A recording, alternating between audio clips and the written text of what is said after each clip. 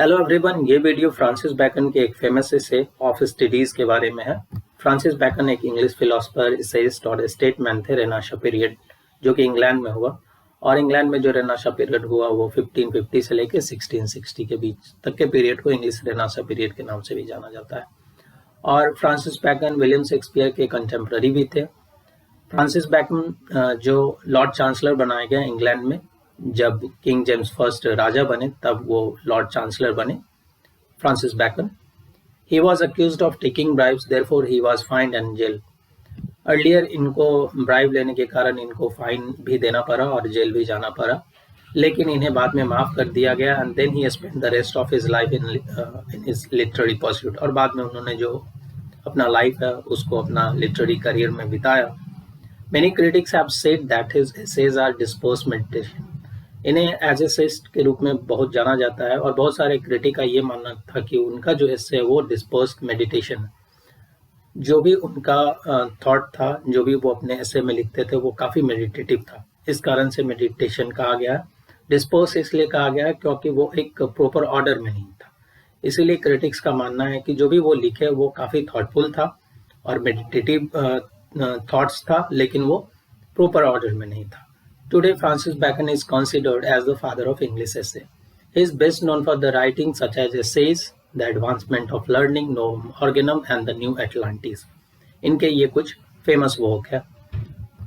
His most popular work is his Essays, which was first published in 1597 with only 10 essays. Second edition was published in 1612 with 38 essays, while its third edition was published in 1625 with 58 essays.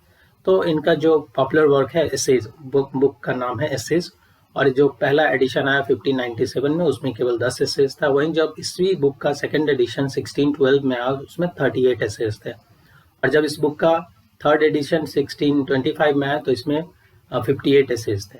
He defined essays as a kind whereof men shall find much in experience and little in books. इनका मानना था कि ऐसे में generally क्या होता है कि पर्सनल आप थॉट थिंकिंग देते हैं, तो कहीं ना कहीं आपका उसमें इन जो एक्सपीरियंस है वो बहुत इन्वॉल्व होता है, किसी भी पर्सन का, किसी भी इंडिविजुअल का। तो इनका ये मानना था कि जो चीज़ एक एक्सपीरियंस्ड पर्सन आपको दे सकते हैं वो बुक से आपको नहीं मिलेगा। It is also said that an essayist is an interpreter and critic of life. So कोई भी जो एसेइस्ट होता है वो किसी भी लाइफ का क्या होता है कि क्रिटिक और इंटरप्रेटर दोनों होता है। So Bacon's essay covers a wide field of topics and conveys profound and condensed thought.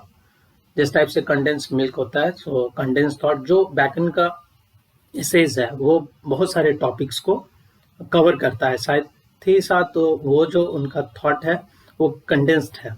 Bacon's of studies about the definition, classification and emphasis on the importance of study, which was published in Bacon's essay. सो अभी जो current हम लोग को जो ऐसे पढ़ना है of studies, उसमें उन्होंने जो स्टडी का क्या डिफिनीशन है, उसका क्या क्लासिफिकेशन है, इसके बारे में बात की है इस ऐसे में। और साथ ही साथ वो एम्फेसाइज किए हैं कि स्टडी का क्या इम्पोर्टेंस है। और ये ऐसे ऑफ स्टडीज भी उन्हीं का जो बुक था एसेज उसी में पब्लिश हुआ। जैसे यहाँ पे फर्स्ट जो रिमार्केबल लाइन है उनका, जो कि बहुत बार एग्जामिनेशन में आता है, like studies serve for delight, for ornament and for ability. So the above line is the opening line of Bacon's essay of studies. According to him, studies brings happiness, magnificence and mental power.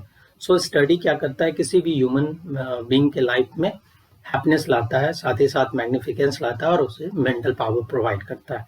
It makes a person internally cheerful, adds ornament where he and she speaks, as well as it makes a person able to make decision. साथ ही साथ वो क्या करता है, किसी भी person को इंटरनली उसके मेंटली रूप से वो काफ़ी उसको चेयरफुल बनाता है। स्टडी जब आप करते हैं तो काफ़ी चेयरफुल होता है। साथ ही साथ स्टडी क्या करता है, ऑर्नामेंट का काम करता है। जिस टाइप से लेडीज के लिए ऑर्नामेंट है, एक टाइप से उसको अच्छा और सुंदर दिखाने के लिए, तो सिमिलरली स्टडीज भी किसी भी पर्सन के लिए ही और शी ऑर्नामेंट का काम करता है। जब वो बोलते हैं, कोई भी जब बोलता है तो आपको पता चल जाए कि नहीं ही इज एजुकेटेड। हम लोग जनरली क्लासीफाई कर लेते हैं कि हाँ एजुकेटेड है या फिर अनएजुकेटेड।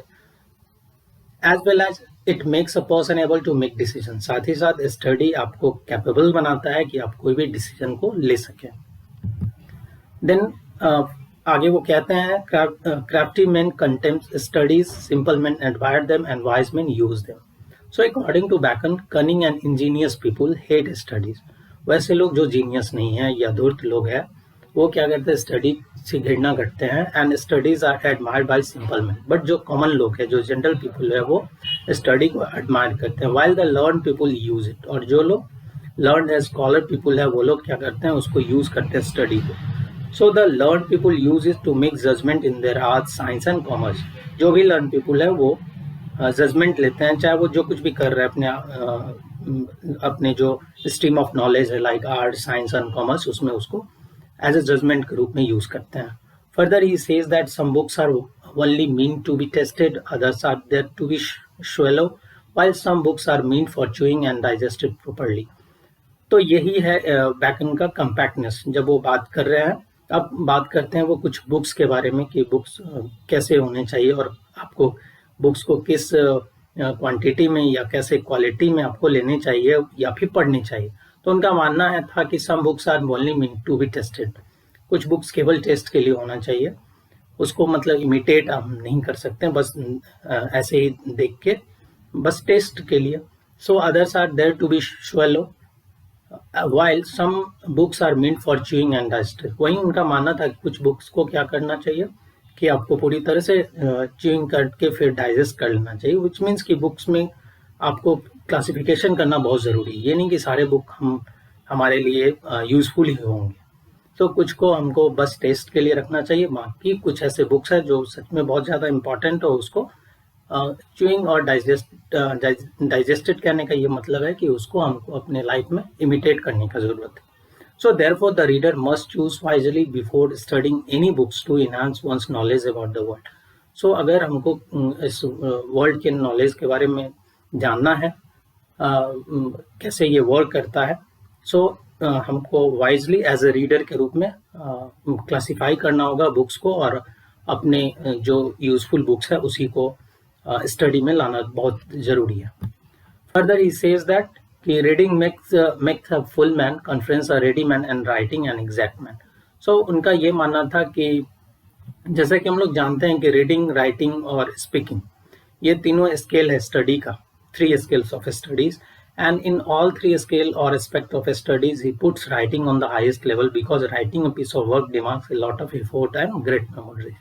So उनका मानना था बैकन का कि राइटिंग हाईएस्ट लेवल पे आता है, रीडिंग से भी या कॉन्फ्रेंस से भी ऊपर राइटिंग है। क्योंकि जब आप किसी भी पीस ऑफ वर्क या कोई भी पोएम कंपोज कर रहे हो, नॉवेल कंपोज कर रहे हैं या किसी भी अदर कंपोजिशन में है, तो आपको बहुत सारा इफोर्ट और ग्रेट मेमोरीज का जरूरत होता है। इसीलिए राइटिंग को वो रीडिंग और कॉन्फ्रेंस से भी ऊपर रखे हैं। Further, Bacon's of study deals with the benefit of studies for individuals. It plays a vital role in any person life. So Bacon का ये जो ऐसे है ऑफ स्टडी, वो स्टडी का क्या बेनिफिट्स है किसी भी इंडिविजुअल के लाइफ में उसके बारे में है, और it is always related to the application of knowledge in practical life. So आप स्टडी करने के बाद आपको उस चीज को वो प्रमोट कर रहे हैं कि कैसे आपको उसको लाइफ में लाना है। नेक्स्ट ही सेज दैट कि histories makes man wise, poet witty, the mathematics subtle, natural science deep, moral grave, logic and rhetoric able to contend. So अब वो बात कर रहे हैं कि जो भी सब्जेक्ट है लाइक हिस्ट्री, मैथमेटिक्स या नेचुरल फिलोसफी या मोरल या लॉजिक एंड रेटोरिक, उसका क्या क्या इंपॉर्टेंस है। So this is the remarks about the various subjects of knowledge. According to him, the study of history makes men wise and increases the quality of wit in a poet or writer. So उनका ये मानना है कि जब आप history पढ़ते हैं तो आपको ये वाइज करता है, बुद्धिमान बनाता है, और साथ ही साथ किसी भी राइटर या पोएट का जो विट का क्वालिटी है उसको इंक्रीज करता है। और मैथमेटिक्स आपको कैपेबल बनाता है कि आप बहुत शब्दल प्रॉब्लम को भी आप डील कर सके, जो भी कैलकुलेशन है उसको भी डील करें। साथ ही नेचुरल फिलॉसफी आपको डीप बनाता है, क्योंकि natural philosophy which means study of universe. तो जब आप यूनिवर्स का स्टडी करने बैठेंगे देन आपको काफ़ी सीरियस होना पड़ेगा। तो ये आपको डीप करता है। वही मॉडल स्टडी क्या करता है, it increases seriousness and sadness. So model study आप में क्या लाता है, सीरियसनेस और सैडनेस भी लाता है। सैडनेस इसलिए क्योंकि जब आप मॉडल होंगे तो आप अपने आसपास में जो भी इमोरल चीज़ है उसको आप देख नहीं पाएंगे, मतलब आप ऐसा एक्सपेक्ट नहीं करेंगे कि ये सब चीज़ सोसाइटी में हो। सो आपको वो एक सीरियस पीपल भी बनाता है, साथ ही साथ वो आप में सैडनेस भी लाता है। As well as logic and rhetoric able to face a difficult situation. साथ ही साथ जो लॉजिक है, जो लॉजिकल रीजनिंग है या रेटोरिक्स है, वो क्या करता है, आपको कैपेबल बनाता है कि किसी भी जो डिफिकल्ट सिचुएशन है उससे आप कैसे ओवरकम खुद को कर लें। So this was the video regarding Francis Bacon's essay of his studies. Hope it will help you in your preparation of exam. Thank you all of you.